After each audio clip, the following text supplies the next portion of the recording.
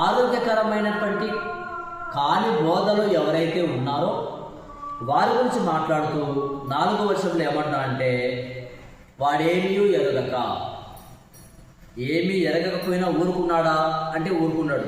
ఏం చేస్తున్నాడు? తర్కములను కూర్చియు వాగ్వాదములను కూర్చియు వ్యర్థముగా ప్రయాసపడుచు.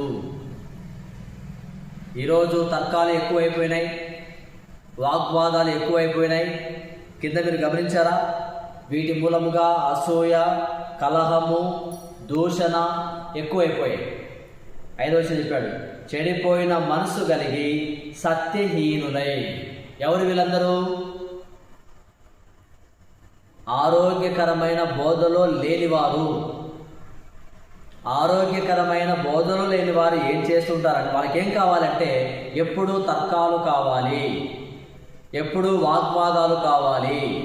అంటే మీకు ఇంగ్లీష్లో ఎప్పుడు అర్థమవుతుందేమో, ఎప్పుడూ డిబేట్స్ కావాలి, ఎప్పుడూ సవాళ్ళు కావాలి.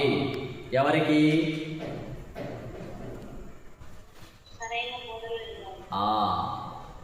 ఆరోగ్యకరమైన బోధనలు లేని వారి గురించి మాట్లాడుతున్నాడు. అందుకే ఈరోజు క్రైస్తవంలో అసూయలు వచ్చాయి, కలహాలు వచ్చాయి, ద్వేషిస్తున్నారు ఒకరికొకరు. కారణం ఏంటంటే ఆరోగ్యకరమైన బోధలో జనాలు లేరు, దైవభక్తికి అనుకూలమైన బోధలో లేరు. కానీ ఈ ఆరోగ్యకరమైన బోధ కోసమే ప్రయాసపడాలి, దాన్ని మాత్రమే బోధించాలి.